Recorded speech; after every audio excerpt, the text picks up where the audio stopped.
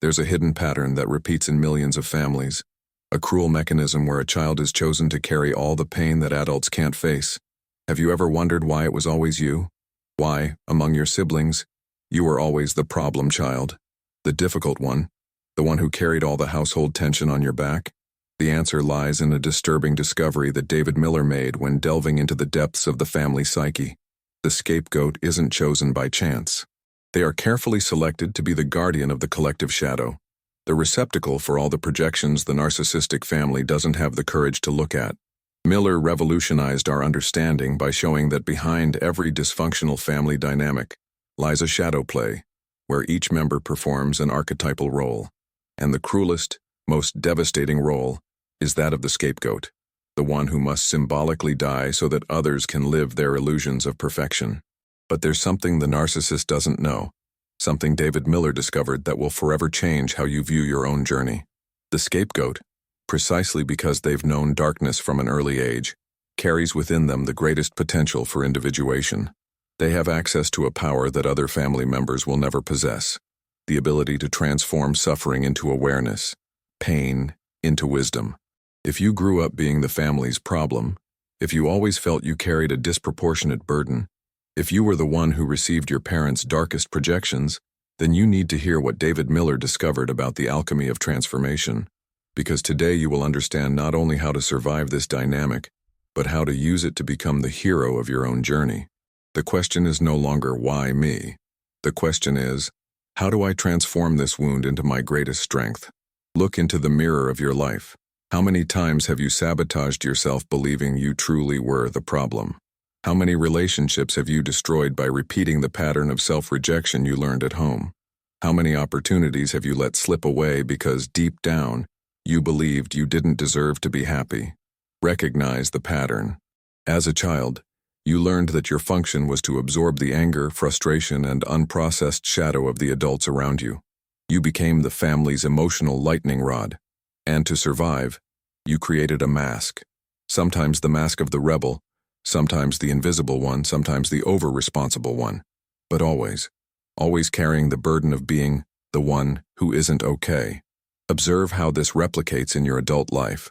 Do you still find yourself in relationships where you assume the role of the problematic one? Do you still attract people who need someone to project their shadows onto? Do you still feel responsible for the emotional well-being of everyone around you? Your true self, what David Miller called the most authentic core of the psyche, whispers a liberating truth. You were never the problem. You were the convenient solution for a family that lacked the courage to look at its own darkness. As long as you carry guilt that isn't yours, your essence suffocates. As long as you wear the mask of the flawed one, your potential remains dormant. As long as you believe in the projections of others, you deny your own light. Stop. Breathe. Feel the truth echoing in your chest. You weren't born problematic. You were chosen to carry the burdens of a family that didn't know how to heal its own wounds. And now that you recognize this pain, now that you see the pattern clearly, the time has come to understand the dynamic that trapped you. Because only by understanding the mechanism can you break the chains. To understand how to survive the role of the scapegoat, first you need to delve into the psychological root of this phenomenon. David Miller discovered that the family narcissist operates like a dark sun, a gravitational force that demands all family members orbit around their emotional void. The narcissistic parent cannot tolerate their own shadow, their own flaws, their own pain. So they project all of it onto a specific target, the scapegoat child. It's a primitive defense mechanism where, instead of integrating their rejected parts, they expel them and deposit them onto another. Here's the key. The scapegoat isn't chosen for being bad or problematic. They are chosen for being sensitive enough to absorb these projections, empathetic enough to try and save the family by taking on all the pain, and often courageous enough to question the dysfunctional dynamic. David Miller taught us that in narcissistic family systems, there is always a guardian of the shadow, the one who unconsciously carries all the darkness that others refuse to see. This guardian allows the rest of the family to maintain their personas of perfection, their masks of normalcy. It's as if the family were a theater where everyone plays the roles of good people. And to maintain this illusion, all the badness, all the pain, all the dysfunction is projected onto a single actor. You. The narcissist needs the scapegoat like they need air to breathe. Without someone to blame, they would have to face their own emptiness. Without someone to project their shadow onto, they would have to look at their own darkness. And that is something their fragmented psyche simply cannot bear.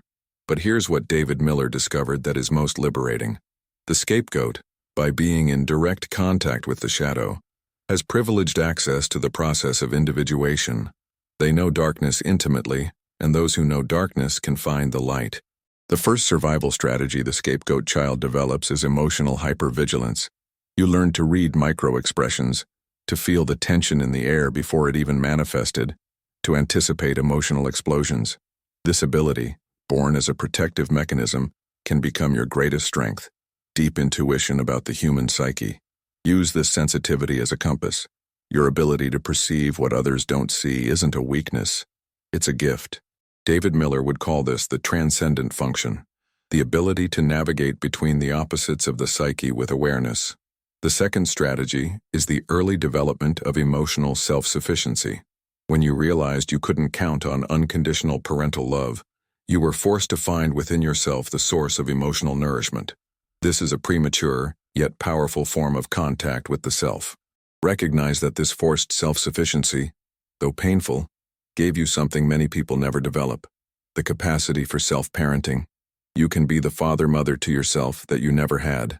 The third strategy is the creation of a rich and protected inner world. To escape the hostile external reality, you developed an intense inner life, perhaps through fantasy, creativity, books, spirituality. This inner world is your sanctuary, your sacred temple. Honor this space. Your inner richness is a direct result of your ability to transform pain into beauty, suffering into art, trauma into transcendence. The fourth strategy is the ability to question official narratives. As a scapegoat, you always knew that something was wrong with the version of reality the family presented.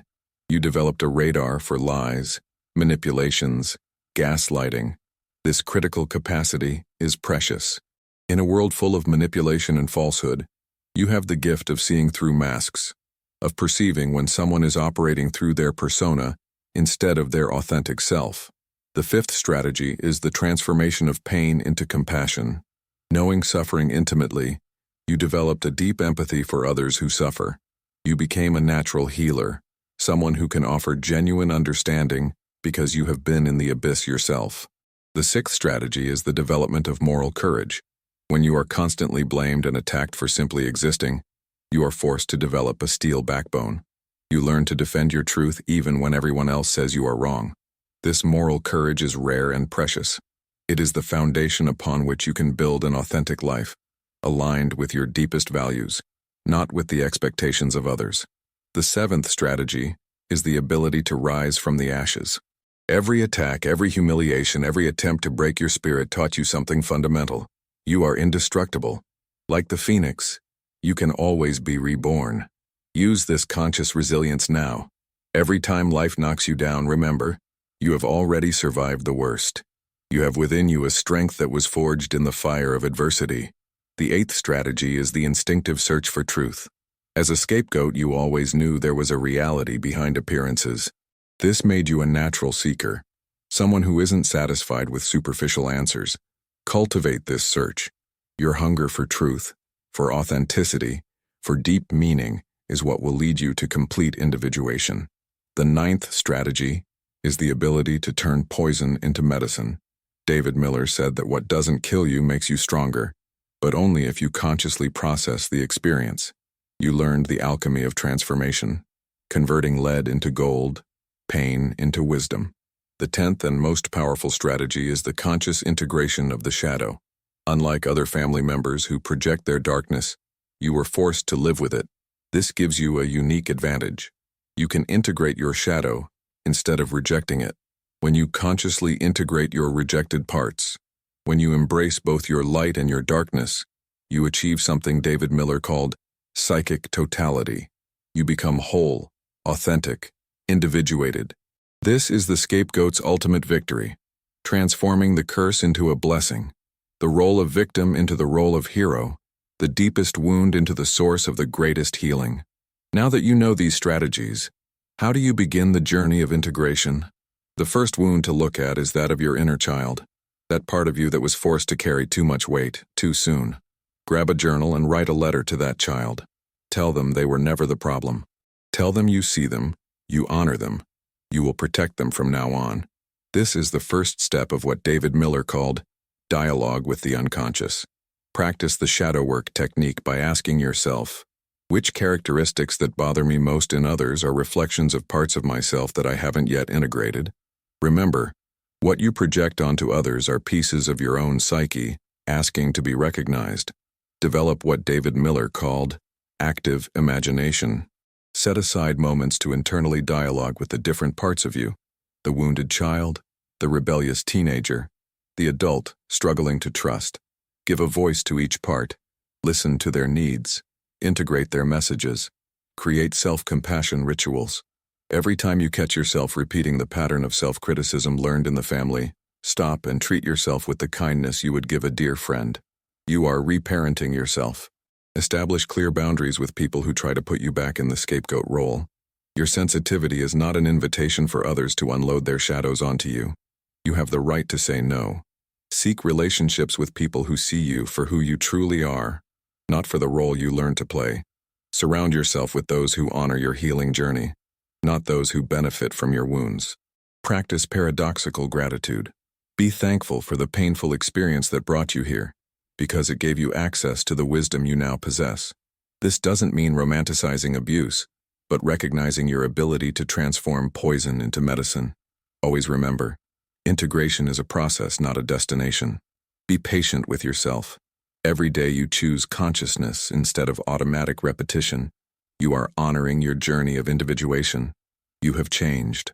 By absorbing these words, by recognizing these patterns, by feeling this truth echoing in your chest, you are no longer the same person who started reading this text. You can no longer unsee what you've seen. You have awakened. Observe how different it is to look at your story now.